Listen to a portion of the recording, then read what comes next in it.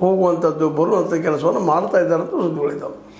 ಹೀಗಾಗಿ ಚಿಕ್ಕೋಡಿ, ಗೋಕಾಕ್ ಮತ್ತು ಬೆಳಗಾವಿ ಈ ಭಾಗದ ಜಾಗೃತ ರಾಜಕೀಯವಾಗಿ ಜಿಲ್ಲೆಯಲ್ಲಿ ಹೆಚ್ಚು ಕಾಣಿಸ್ಕೊಳ್ಳುವಂಥ ಈ ಜನ ಇವತ್ತು ಏನು ಯೋಚನೆ ಮಾಡ್ತಿರ್ಬೋದು ಅಂದರೆ ಸಹಜವಾಗಿ ಅಲ್ಲಲ್ಲಿ ಒಂದು ಸ್ವಲ್ಪ ಪ್ರಶ್ನೆಗಳನ್ನು ಮಾಡಿದಾಗ ಅಲ್ಲಲ್ಲಿ ಜನ ವಿಶೇಷವಾಗಿ ಒಂದು ಸಮೀಪ ನೋಡುವಂಥ ಜನ ಏನು ಬೇಕಾದಾಗ್ಬೋದು ರೀ ರಾಜಕೀಯದಲ್ಲೇ, ಎಲ್ಲರಿಗೂ ಈ ರಾಜ್ಯ ಮಟ್ಟದ ಈ ಡೆವಲಪ್ಮೆಂಟ್ ಏನು ಆಗಬಹುದು ಅನ್ನೋದು ಲೆಕ್ಕದ ಮೇಲದ.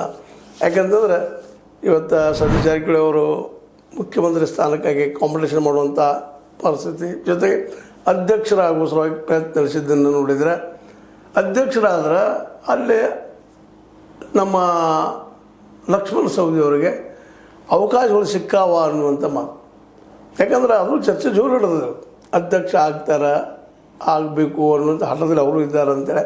ಆದರೆ ಒಂದು ಕಂಡೀಷನ್ ಹಾಕಿದ್ದಾರೆ ಅಂತ ಸುದ್ದಿ ಹೇಳಿದ್ದಾರೆ ಸತೀಶ್ ಅವರು ಒಂದು ವೇಳೆ ನಾವು ಅಧ್ಯಕ್ಷ ಆಗೋದು ತಾವು ಅಧ್ಯಕ್ಷ ಆಗೋದಾದ್ರೆ ಒಂದು ಕಂಡೀಷನ್ ಮೊದಲನೇದಾಗಿ ಏನಪ್ಪ, ನಮ್ಮ ಒಂದು ಏನು ಡಿಸಿಷನ್ ತೊಗೊಳ್ತೀವಿ ಅದು ಹಸ್ತಕ್ಷೇಪ ಮಾಡುವಾಗಿಲ್ಲ ಅನ್ನುವಂಥ ಮಾತು. ಅಂದರೆ ಇಡೀ ಪಾರ್ಟಿ ಕೆಲವೊಂದು ಡಿಸಿಷನ್ಗಳನ್ನ ಒಪ್ಕೋಬೇಕು ಅನ್ನುವಂಥ ಮಾತು. ಜೊತೆಗೆ ನಮ್ಮ ಏನದ ಪೋಸ್ಟ್ ಕೊಟ್ಟಿದ್ದಾರೆ ಈ ಒಂದು PWD ಅದು ನಮ್ಮ ಜೊತೆಗೆ ಇರಬೇಕು, ನಮ್ಮೊಂದಿಗೆ ಇರಬೇಕು ಅನ್ನುವಂಥ ಕೆಲವೊಂದು ಮಾತುಗಳನ್ನ ಆಡಿದ್ದಾರೆ ಅಂತ ಸುದ್ದಿಗಳಿದ್ದಾವೆ.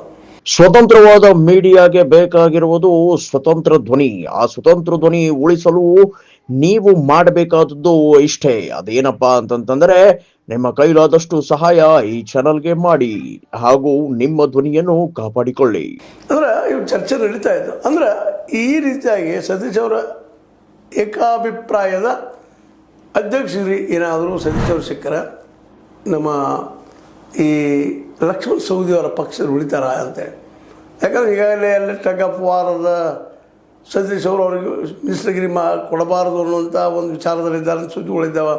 ಇಂಥ ಪ್ರಸಂಗದಲ್ಲೇ ಒಂದು ವೇಳೆ DK ಅವ್ರ ಕೈ ಕೆಳಗಾಗಿ ಇವರು ಅಧ್ಯಕ್ಷರಾಗಿ ಏನಾದರೂ ಪರಿಸ್ಥಿತಿಗಳು ಭಿನ್ನ ಆದ್ರೆ